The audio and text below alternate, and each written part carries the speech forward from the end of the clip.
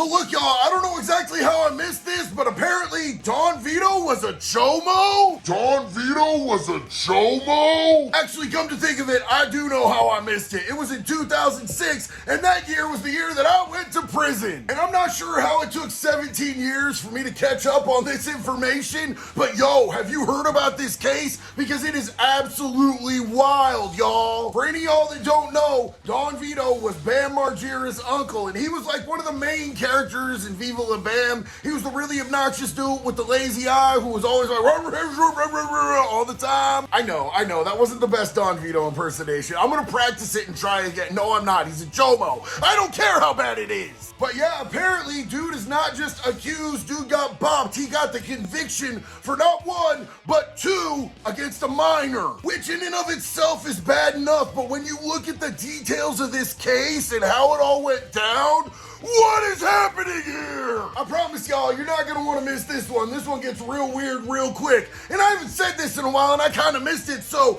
let's go!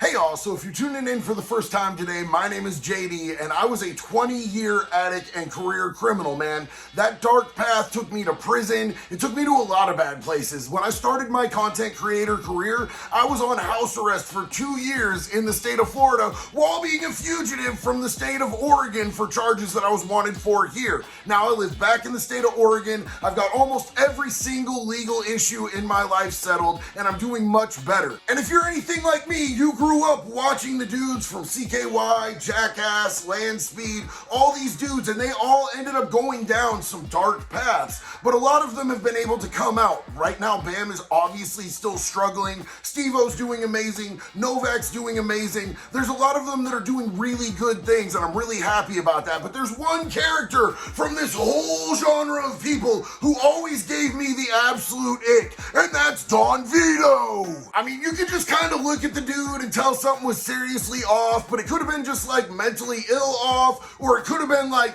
he smells like he got baby on his breath off, and I guess we figured out which one it is. And yes, I am absolutely late to this party, but I figured that a lot of you guys might not have heard this either, because I know that I didn't, even though admittedly I was in prison when this happened. But you know, we get the news in prison, and none of us ever heard about it, and if we hear about somebody who's on that type of stuff with kids, it becomes instant prison news, and it'll spread quicker than herpes at a rave. So let's jump right into this because it gets weird really quick. So apparently in Colorado at a mall in 2006, Don Vito was doing a meet and greet. Any of you guys ever been to a meet and greet? It's where you get to go stand in line for hours to have like 2 to 4 seconds with a celebrity where he repeats the same thing that he just said to the 300 people that were in line in front of you, and it's all really awkward all the way around, but people like that. Reports say that Don Vito was visibly, obviously intoxicated when he showed up. And in fact, he was so intoxicated that at some point during this event, he literally pissed his pants. Dude pissed his pants at a public event where there was children. Now at this event, he was clearly being vulgar, he was out of control, and he ended up groping one 14-year-old and two 12-year-old girls. Let me repeat that just so it sinks in. 12-year-old girls, 2 of them. Now, dude was known for mumbling and not being coherent at any point in time, and during his 2-week trial, a lot of people testified that he was just trying to stay in character. But is it in character to get grabby on the private parts of children? Literal children? Now, during the show, for anybody who watched Viva La Bam back in the day, one of his catchphrases was molesta the breastas. But we all assumed that this dude was talking about adults. Which is still creepy, by the way. I just want to point out, using the term molesta towards anyone is absolutely disgusting. But it gets even weirder when he's talking about doing it to children. So he was up against 3 counts of sexual assault towards a minor, and he ended up getting a split decision, which was that 1 count they found him not guilty of, the other 2 accounts they found him absolutely guilty after all 3 of these children testified against him. Can I just stop and say how much I respect and admire that these kids had the guts to get up on the stand, not only tell their testimony, but then go through cross-examination with a defense lawyer who's trying to demean them and undermine their story and debunk their trauma. Like, these kids were brave as hell for this. Now, as soon as Don Vito heard the verdict, he immediately threw himself backwards into furniture, splaying furniture everywhere all over the courtroom, falling to the floor and screaming at the top of his lungs to just kill him now, that he couldn't spend the rest of his life in prison and that they were killing him. Then he also accused the cops of being liars and screaming that they were gonna burn in hell. I think that it's also notable that the reason that he was yelling that the cops were lying and they were gonna burn in hell was because of the wild stuff that he said to two female officers that were present when he was arrested. He told one of the female officers that she was only putting him in cuffs because she wanted him to lick her later that day. He told the other arresting officer that her must be so tight that she can't even smile. Which, while saying these things is not illegal, it's absolutely abhorrent that you're getting arrested for sexual assault and that you would be talking to female officers that way. Now look, y'all, this is just it finding out that he was found guilty. He hasn't even been sentenced yet, and he threw this type of mantrum, this type of adult hissy fit right in front of the judge who was gonna decide his fate. They immediately surrounded him, multiple officers, and they thought that he was having a medical condition. They thought that he was having some sort of cardiac thing because he was freaking out, he was all red, and he was screaming at the top of his lungs. They quickly realized he was just being a huge baby back bitch, and they cuffed him up and took him away until sentencing. Now, all of that is wild. Every last word of that was absolutely wild. It's absolutely true. But what happens next is probably, for me, the most wild and disgusting part.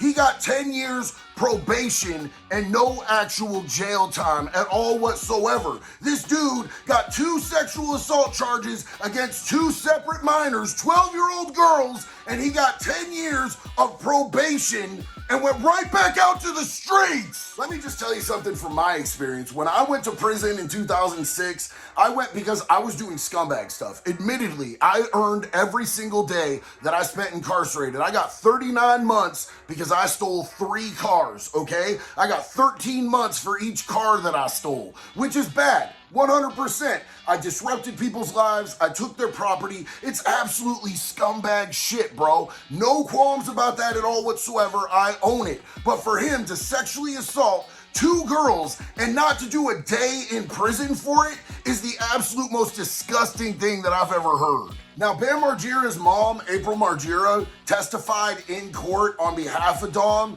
just saying that that's kind of how he is, and he was just being in character. And when he grabbed that 14-year-old by her breast and said, big boob, that's just kind of him being him.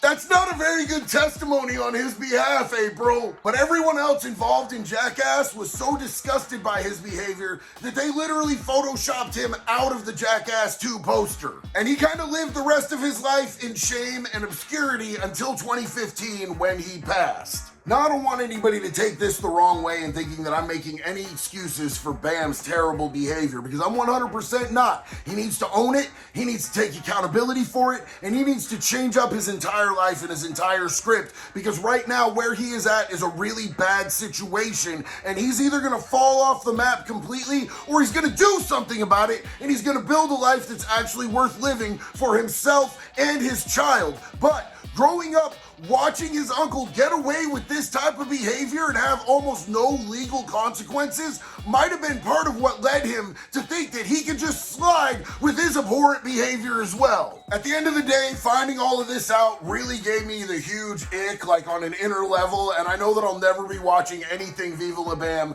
ever again, and I will never see that period of my life quite the same because this nasty old penguin from the Batman looking dude was out there there doing terrible stuff to kids in public. And if he got away with this stuff in public, imagine what he did in private. That's just my take on the whole situation. Let me know what you guys think in the comments, man. I really appreciate y'all riding out with me on this one. I know it's kind of a situation, and it really sucks to sit here and listen to it and talk about it, man, but I appreciate that you guys ride out so hard with me. I love this community. You guys have been so supportive and so quintessential to my own personal mental health and my recovery, and I just want to say that we are all, every single one of us, in this together. Thank you for being here. I love y'all. One love. I'm out.